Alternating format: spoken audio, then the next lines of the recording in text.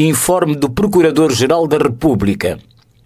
O Procurador-Geral da República, Américo Letela, apresentou nesta quarta-feira na Assembleia da República o informe anual sobre a situação da legalidade, referente ao ano 2025. Um informe que abordou também os últimos casos mediáticos de corrupção nas empresas e instituições participadas pelo Estado. Processo INSS. Trata-se de um caso que envolve alguns gestores deste instituto que, em sede de 2 contratos de prestação de serviços celebrados com uma certa empresa, no valor global de 48.056.055 meticais, procederam com recurso a artifícios fraudulentos ao desembolso de valores acima do contratado, causando prejuízo de cerca de 433 milhões de meticais. O valor foi acreditado na conta da empresa contratada e ato contínuo transferido para as contas dos referidos gestores. O processo segue a instrução preparatória com acertos arguidos iniciados de crimes de peculado, administração danosa, corrupção ativa para ato ilícito e associação criminosa.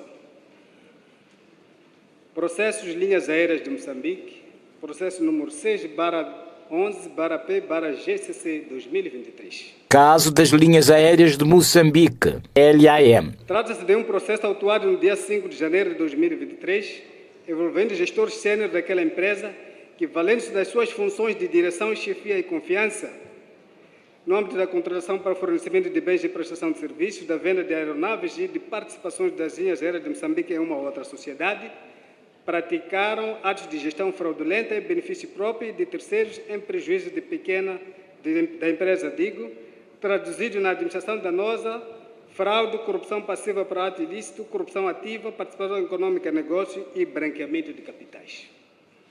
O processo com 8 arguidos, sendo 4 em prisão preventiva, 3 em liberdade e 1 foragido, encontra-se em conclusão da dedução da acusação. Quanto aos demais processos, designadamente com pagamentos de passagem aérea via POS, estranhos à empresa, contornos de ilegalidade da contratação de uma entidade estrangeira no contexto da gestão e reestruturação das linhas aéreas de Moçambique, pagamentos de passagem aérea para funcionários e supostas viagens para aquisição de aeronaves e pagamentos efetuados por funcionários das linhas aéreas de Moçambique a serviços de tradução inexistentes ou com preços sobrefaturados, prossegue a instrução preparatória com vista à recolha dos elementos de prova e, consequentemente, responsabilização criminal de todos os envolvidos. Caso da Direção Nacional do Tesouro no Ministério das Finanças. Reporta-se a esquemas de cobranças ilícitas de valores por parte de alguns funcionários da Direção Nacional do Tesouro que, para a libertação da cota financeira no âmbito dos contratos de empreitada de obras públicas, fornecimento de bens e prestação de serviços ao Estado, condicionam ao pagamento de suborno que varia de 5% a 10% do valor a ser desembolsado. Os referidos funcionários, agindo muitas vezes em conluio com intermediários, têm preferência pela libertação de valores referentes a contratos com quantias elevadas, dada a proporção de percentagem a receber. O processo encontra-se em instrução preparatória. Branqueamento de capitais. Conjuntas de investigação, entre outros.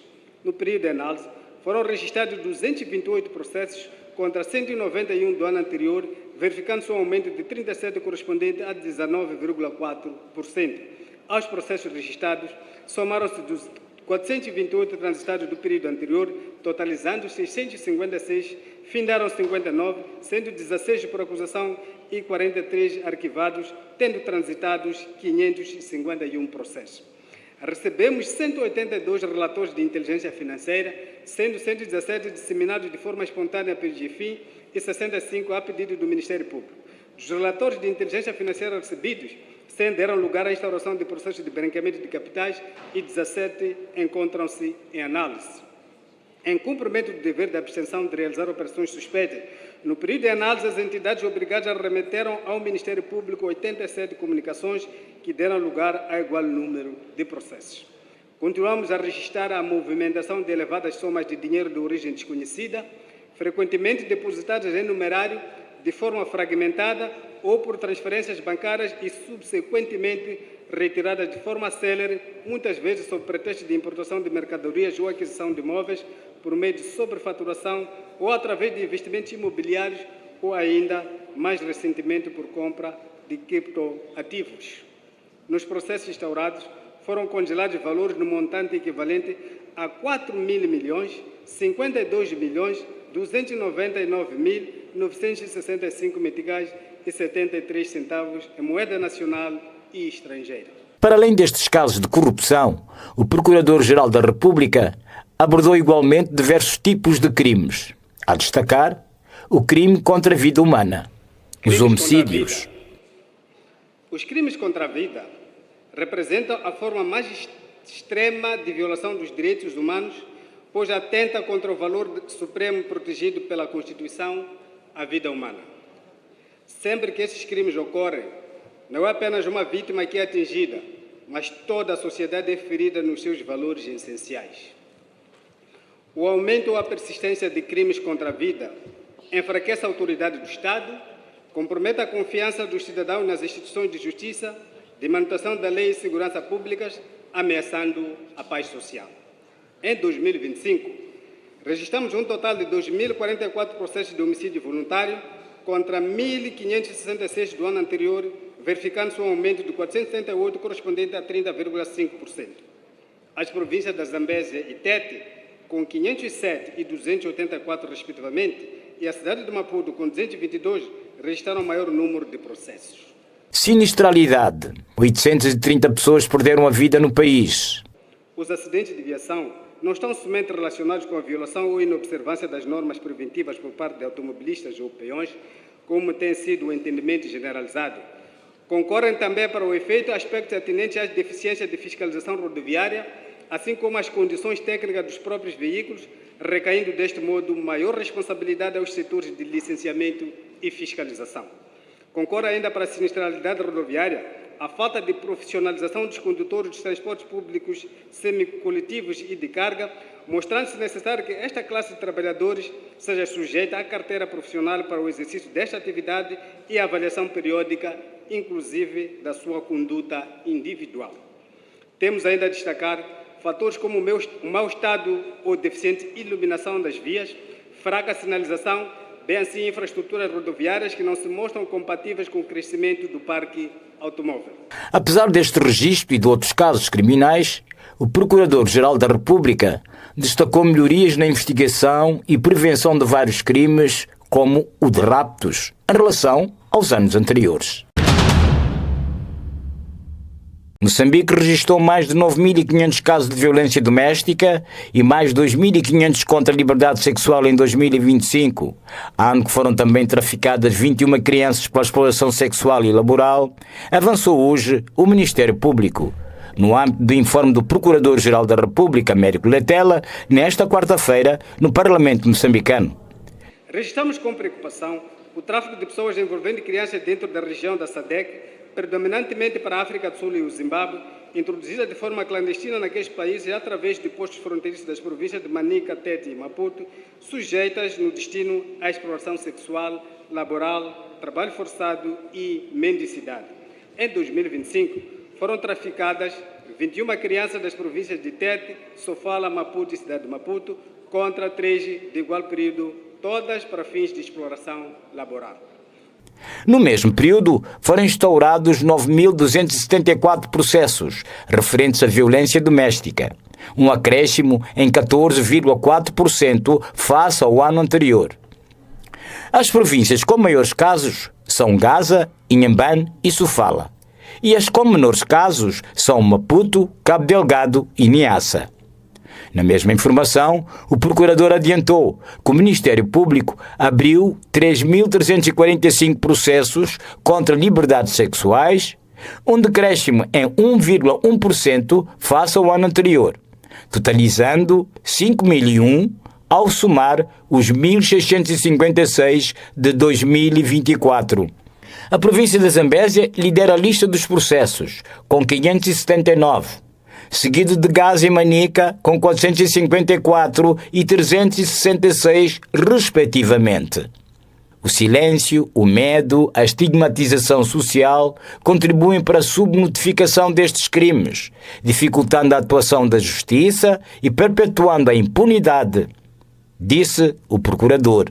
Destacar a intervenção dos gabinetes de atendimento à família e menores, vítimas de violência, que em 2025 registraram 12.327 casos.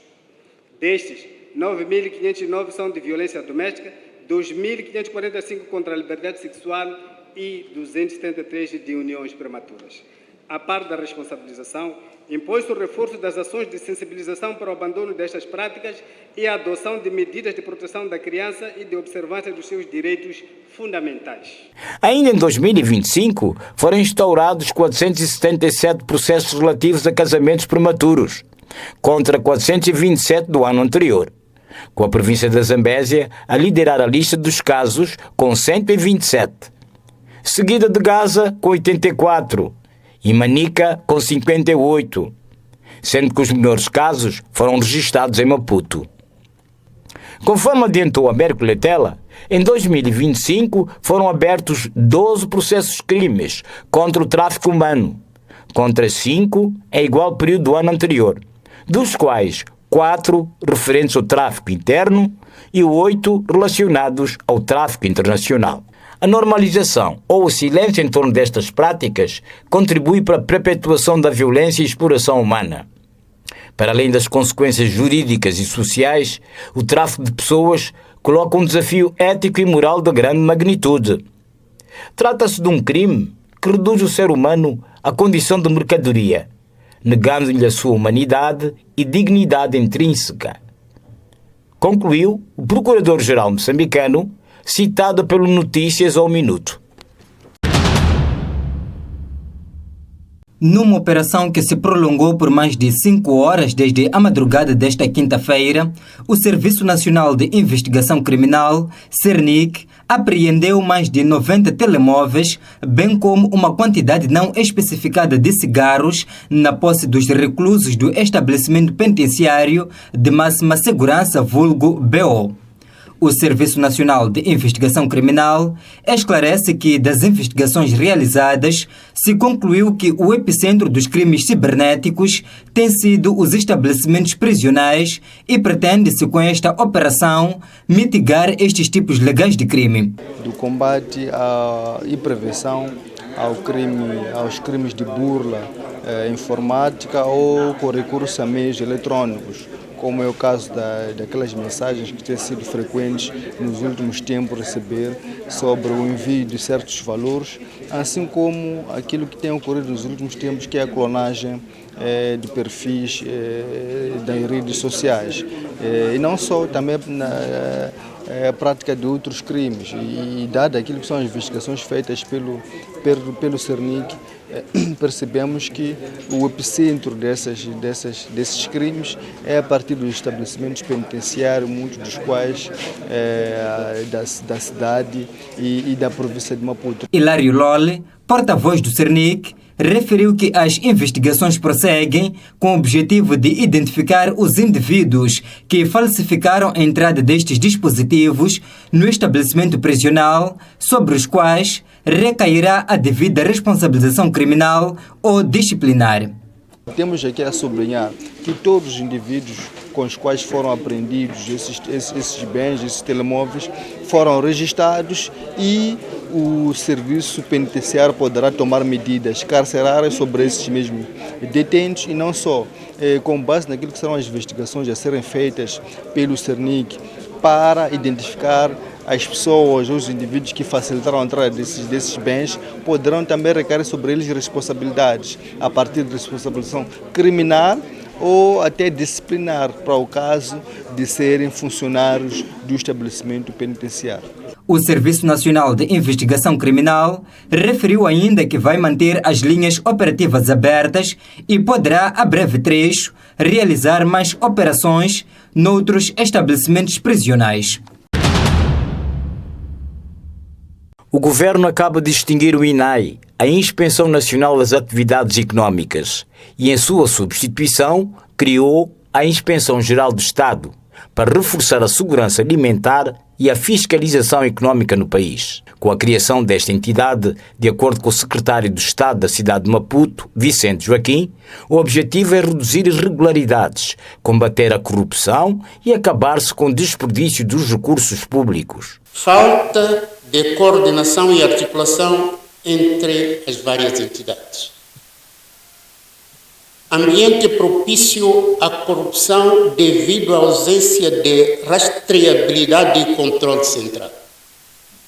Fiscalização repetitiva e imprevisível que sobrecarregam o agente econômico.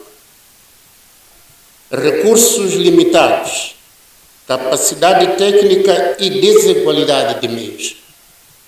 Fraca proteção do consumidor e controle insuficiente da segurança alimentar. Custos elevados e uso ineficiente dos recursos públicos. Por outro lado, a criação da Inspeção Geral do Estado visa ainda acabar com a sobreposição das funções do INAI. Então, tinha 5 dias os inspetores ou os agentes econômicos a receber. E depois nós estamos numa situação de discurso político em que dissemos que temos que alavancar a questão da economia. E a questão da economia só se pode alavancar se deixar mais tempo e espaço para que os agentes econômicos façam o seu trabalho. Então, esta redução, esta concentração e centralização das expensões econômicas na Inspeção Geral de Segurança Alimentar e Econômica poderá resolver este assunto que os colegas da CTE que estão aqui consideraram e classificaram aquilo categoricamente de sufoco. Sufoco porque não lhes deixavam trabalhar e depois isso poderia criar um conjunto de incoerência sobre o mesmo objeto. Vinha a Inspeção do Trabalho, dava um tipo de orientação, vinha a Inspeção Setorial da Saúde, dava outro, vinha a INAI, dava outro, e estamos diante do mesmo Estado.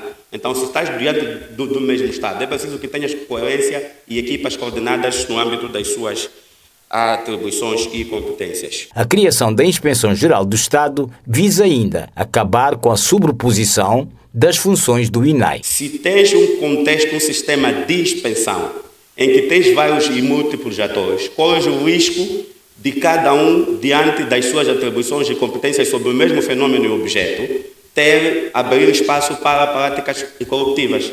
Sabemos muito bem, isso não pode ser segredo para ninguém, que há casos em que vai para o inspetor e diz assim por alguma hipótese: eu já fiz o relatório, já detetei o que tinha que detetar, posso avançar ou você sabe o que vai fazer? Então o agente econômico já ficava numa situação de pressão. E isto é a vários níveis, não é da cidade de Maputo, não é só província, mesmo até no comércio mais ínfimo e mais baixo. E o outro aspecto que podemos aqui fazer menção é a questão de perda de confiança e credibilidade nas nossas instituições. Como forma de clarificar a criação da Inspeção Geral do Estado, o secretário de Estado da cidade de Maputo dirigiu nesta terça-feira um seminário de divulgação dos instrumentos legais que especificam as competências desta instituição do Estado. O governo acredita que com estes instrumentos, os atos de corrupção e de extorsão, que eram protagonizados por alguns inspetores do INAI, jamais serão observados. Mais de 2.000 pessoas estão em risco de fome no distrito de Namaacha, na província de Maputo, em consequência da estiagem e das fortes chuvas que inundaram mais de 63.000 hectares de campos agrícolas naquele distrito. A diretora do Serviço Distrital de Atividades Económicas, Vânia Langa, afirmou que pelo menos 2 comunidades do distrito, desprovidas de fontes de abastecimento de água, irão necessitar de assistência alimentar. Contudo, alerta que é prematuro classificar essa escassez de alimentos como uma bolsa de fome. Mas teremos sim escassez de alguns produtos. Algumas zonas vão carenciar também de alguma assistência alimentar.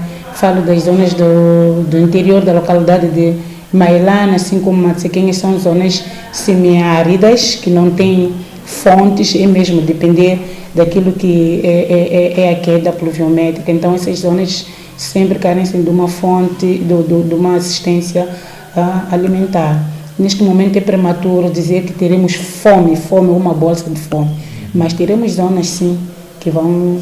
A nossa fonte afirmou ainda que para mitigar o impacto da escassez de alimentos, o setor que dirige irá promover feiras agrícolas, como mecanismo para aproximar os alimentos das populações necessitadas. Em produtos falo de milho, falo de leguminosas, feijões, milho, raízes, tubérculos. E quando isso acontece, nós temos como missão, como cidade, puxar daquelas zonas que mais ou menos produziram, lograram sucesso, tem uma boa produção significativa, em gesto de feiras, aproximar a essas zonas. Essa é a nossa tarefa, é uma atividade que temos levado a cabo, porque são zonas que não têm nem fonte de rega. É diferente, ok, o calor dizimou, a chuva levou consigo algumas culturas, mas, por sua vez, as nossas fontes de água também estão lá com disponibilidade de água para fazer face à segunda época, diferente dessas zonas que eu mencionei que nem segunda época não tem como produzir, porque não tem como regar. Ela acrescentou também que nas comunidades de Maelan e Matsequenha não existem sequer condições para o cultivo nesta segunda época, devido à falta de fontes de água para a irrigação dos campos agrícolas.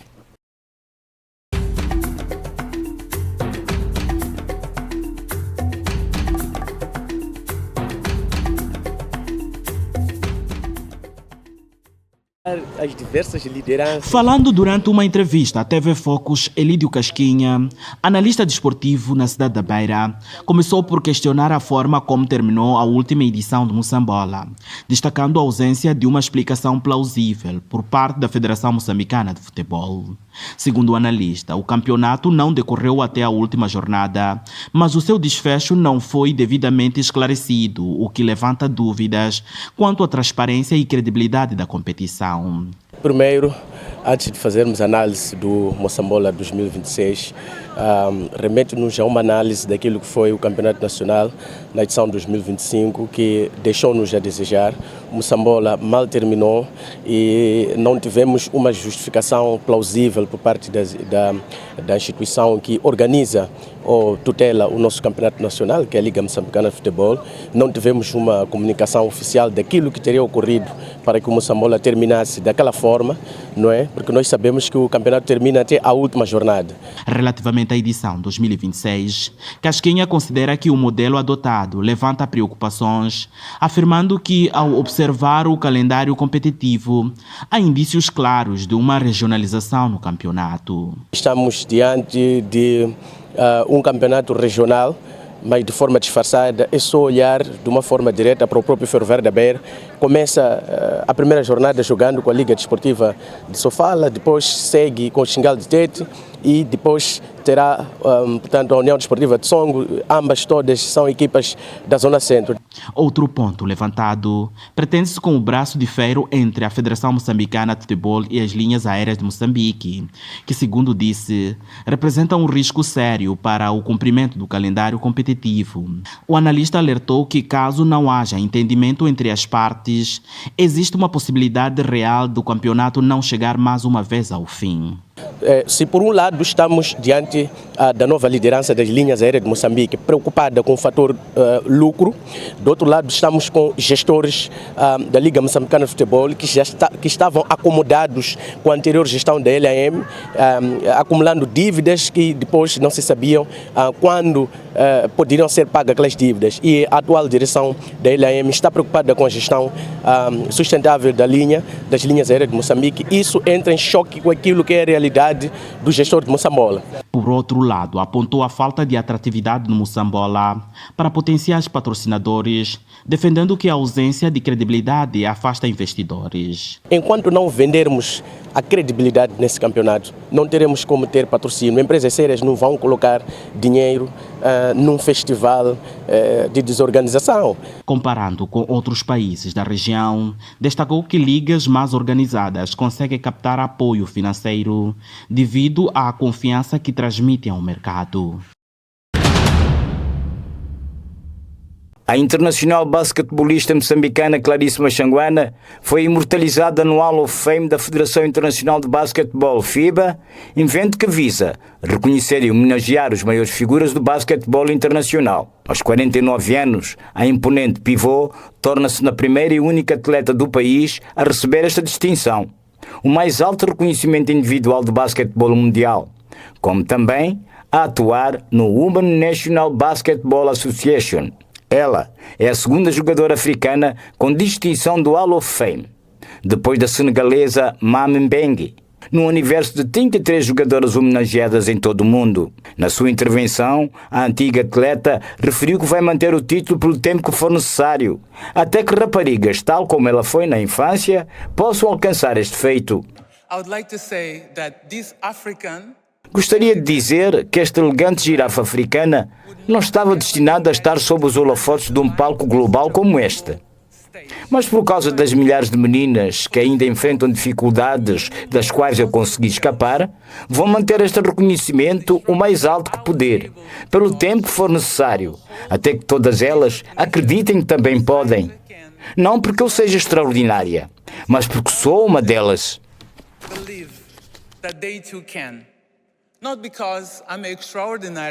Nascida em Maputo a 4 de outubro de 1976, Clarice Machanguana construiu um percurso ímpar, que a levou a ser considerada uma das maiores referências do basquetebol africano. Em 1991, com apenas 15 anos, Clarice ajudou Moçambique a conquistar uma medalha de ouro nos Jogos Africanos. Ela foi a figura central da seleção moçambicana durante mais de 2 décadas.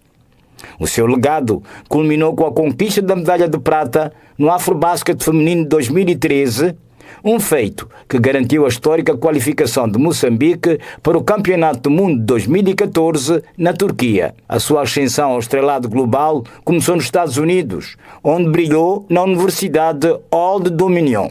Durante a sua carreira universitária, somou 1.813 pontos e liderou consistentemente a sua equipa em pontuação e percentagens de lançamentos de campo, com uma média de 18,3 pontos por jogo e uma impressionante taxa de 62% de